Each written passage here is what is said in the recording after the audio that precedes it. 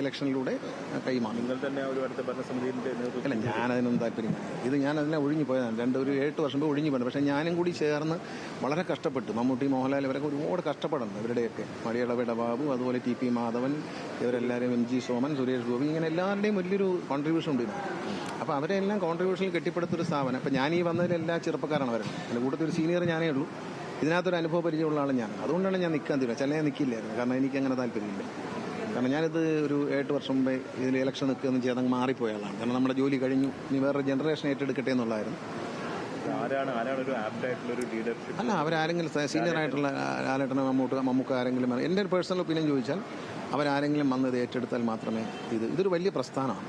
അതിനെ പിടിച്ചു നിർത്താൻ അവരെ പോലെയുള്ള സീനിയർ ആയിട്ടുള്ള ആൾക്കാരുടെ ഒരു ലീഡർഷിപ്പ് ക്വാളിറ്റിക്ക് മാത്രം കഴിയും. ചെറുപ്പക്കാർ കഴിയില്ല എന്നല്ല, പക്ഷേ ഇങ്ങനെയൊക്കെ ഒരു സിറ്റുവേഷൻ ഉണ്ടായ സാഹചര്യത്തിൽ ഇനി അടുത്തൊരു പരീക്ഷണത്തിനൊന്നും പോവാതെ എല്ലാവരും ചേർന്ന് അത്തരത്തിൽ ആരെങ്കിലും ക്ഷണിച്ചു കൊണ്ടുവരും. അവരില്ല, അതാണ് പ്രശ്നം. ഇവർ രണ്ടുപേരും ഈ കോൺട്രവേഴ്സികൾ വന്നുകൊണ്ട് രണ്ടുപേരും വരില്ല, അതാണ് പ്രശ്നം. അല്ല, അവർ പേടിയാണ്. അവർക്ക് എന്തിനാ വെറുതെ അൺനെസസറി ഹെഡേക്ക് എന്തിനാണെന്ന് അവർ വിചാരിക്കും. അവരെ കുറ്റം പറയാൻ പറ്റും. അവർ സമാധാനമായിട്ട് ജീവിക്കുന്ന ആൾക്കാരാണ്. അവർക്കൊരു അൺനെസസറി ഹെഡേക്ക് അവർ വേണ്ടാന്ന് വയ്ക്കുന്നതിൽ അവരെ കുറ്റം പറയാൻ പറ്റത്തില്ല.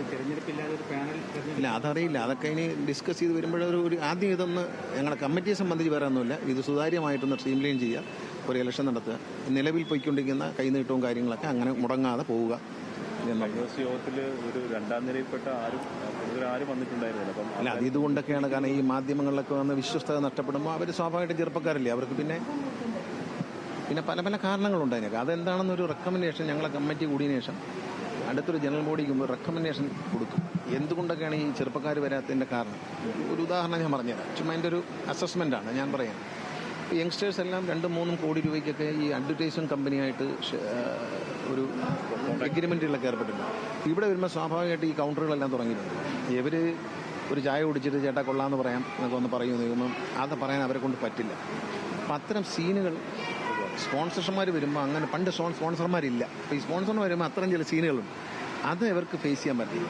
അപ്പോൾ അവർ മോശക്കാരാവും. കാരണം ഗണേഷ് കുമാർ നിന്ന് സംസാരിച്ചു, മറ്റേയാൾ സംസാരിച്ചില്ല എന്നൊക്കെ പറയുമ്പോൾ അവർക്കത് ബുദ്ധിമുട്ടാണ്. അപ്പോൾ അതുകൊണ്ട് അവരിൽ പലരും ഈ ഒരു സിറ്റുവേഷൻ ഒഴിവാക്കാൻ ശ്രമിക്കുന്നുണ്ടോ എന്ന് എനിക്കൊരു സംശയമുണ്ട്.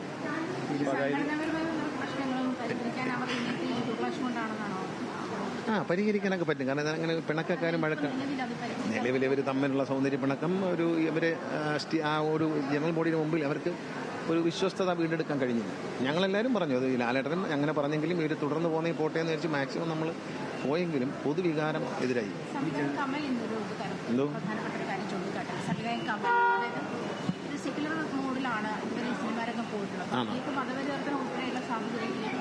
ഇല്ല, അതൊന്നും ഉണ്ടെന്ന് ഞാൻ വിശ്വസിക്കുന്നില്ല. അങ്ങനെ പാടില്ല. അമ്മയിൽ രാഷ്ട്രീയം. ഇപ്പം ഞാനൊരു രാഷ്ട്രീയക്കാരനാണ്.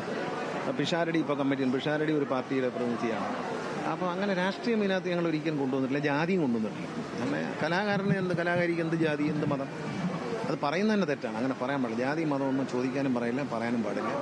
ഇത് ആർട്ടിസ്റ്റിൻ്റെ കലാകാരന്മാരുടെയും കലാകാരികളുടെയും സംഘടനയാണ്. അവിടെ അത്തരത്തിലുള്ള ഡിസ്കഷൻ തന്നെ തെറ്റാണ്. അത് വരാൻ പാടില്ല. അതൊരിക്കലും വരാൻ പാടില്ല. അതൊന്നും വരാതിരിക്കാൻ ഭാവിയിൽ ശ്രമിക്കണം. ഒരു കാരണവശാലും ഇന്നുവരെ വന്നിട്ടില്ല.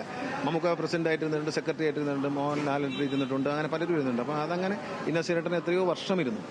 അപ്പോൾ ആരുടെ ജാതി മതമൊന്നും ഇതിനകത്ത് ചോദിക്കാനും പറയില്ല, അത് പറയാനും പാടില്ല. അത് അത്തരം ആരോപണങ്ങൾ നമുക്ക് ലജ്ജാകരമായി പോയി.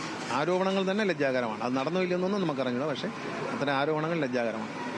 കമ്മിറ്റി എങ്ങനെ നന്നായി മുന്നോട്ട് കൊണ്ടുപോകണമെന്ന് സംബന്ധിച്ചുള്ള റെക്കമെൻഡേഷൻ പറഞ്ഞു. അല്ല, ഞങ്ങളത് എല്ലാവരോടും സംസാരിച്ചിട്ട് ഇതിനെ ഒരു 4 മാസമാണ് നമ്മുടെ കാലാവധി. ആ 4 മാസത്തിനുള്ളിൽ ഒരു നല്ല രീതിയിൽ എല്ലാം ഒന്ന് സ്ട്രീംലൈൻ ചെയ്തിട്ട് ഇലക്ഷനിലേക്ക്. ഈ ജനറൽ ബോഡിക്ക് ശേഷം ശ്രീരാമൻ രാജിവെച്ചു അമൃതം മല്ലികാസുമാരൻ ലക്ഷ്മിപ്രിയ അടക്കം രാജി പ്രഖ്യാപിച്ചിട്ടുണ്ട്. അതോടൊപ്പം തന്നെ ഫണ്ട് വിട്ടുപോയ ആളുകൾ ഇവരുടെയൊക്കെ കാര്യത്തിൽ എന്തായിരിക്കും? ഇല്ല, അതൊക്കെ നമ്മൾ എക്സിക്യൂട്ടീവ് ഒരു തിരഞ്ഞെടുത്ത എക്സിക്യൂട്ടീവ് കമ്മിറ്റി വരുമ്പോൾ അവരുടെ ജോലിയാണ്. നമ്മളിപ്പോൾ ഇവരെ തിരിച്ചു വിളിക്കാനൊന്നും പോകുന്നത് ശരിയല്ല. രാജി എന്തെങ്കിലും വാങ്ങിച്ചു വയ്ക്കാനേ അധികാരമുള്ളൂ. അല്ലാതെ അവരെ തിരിച്ചു വിളിച്ചു കൊണ്ടുവരാനോ അവർക്കത് പിന്നെ അവരോട് റിക്വസ്റ്റ് ചെയ്യാം, നിങ്ങൾ പിരിഞ്ഞു പോകരുത്, അംഗത്വം വിട്ടു പോകരുതെന്ന് പറയാമെന്നുള്ളതല്ലാതെ അവരുടെ മറ്റ് നിർബന്ധിക്കാനോ നടപടിയെടുക്കാനോ നമുക്ക് പാടില്ല. അല്ല, അതറിഞ്ഞൂടാ. അത് ഇനി ഇലക്ഷൻ വരുമ്പോൾ അറിയാമല്ലോ ആരൊക്കെ മത്സരിക്കുന്നു, ആരൊക്കെ മത്സരിക്കുന്നില്ല, ആര് ജയിക്കും, ആര് തോക്കുമെന്നൊന്നും ഇപ്പോൾ പറയാനൊക്കെ. അത് നമുക്ക് വരട്ടെ. നമ്മളിപ്പോൾ അതൊന്നും പറയാനൊക്കത്തില്ല. കാരണം ഞങ്ങൾ നിഷ്പക്ഷമായിട്ട് നിന്ന് ഒരു ഇലക്ഷനിലേക്ക് കൊണ്ടുപോകാന്നുള്ളതാണ്. അത് എൻ്റെ പേഴ്സണൽ ഒപ്പീനിയനാണ്. അങ്ങനെ ആരെങ്കിലും വന്നാൽ മാത്രമേ അവരുടെ സീനിയോറിറ്റിയും അവരുടെ ഒരു കഴിവിനെയും ഒക്കെ മാനിക്കും എല്ലാവരും. അവർ പറഞ്ഞാൽ ഇപ്പോൾ ഇവിടെ തന്നെ ഞങ്ങളുടെ സംഘടന, ഞാനാണ് പ്രസിഡന്റ് 21 വർഷമായിട്ട്, 21 വർഷമായിട്ടാണ്. പക്ഷേ എല്ലാവരും വളരെ സ്നേഹത്തോടെയും അച്ചടക്കത്തോടെയും സന്തോഷത്തോടെയാണ് പോകുന്നത്. ഇവിടെ അങ്ങനെയുള്ള പ്രശ്നങ്ങളൊന്നും ഇല്ലാത്ത കാര്യം നമ്മൾ അങ്ങനെ ഈഗോ പ്രശ്നങ്ങളോ ജാതിയോ മതമോ ഒന്നും ഞങ്ങൾക്കില്ല. വളരെ ഒരു കുടുംബത്തിൽ അങ്ങനത്തെ എല്ലാവരും വളരെ സൗഹൃദം കാണുന്നതാണ്. എല്ലാവരും വളരെ സൗഹൃദത്തോടെ വരുന്നതും പങ്കെടുക്കുന്നതും പോകുന്നതും എല്ലാം.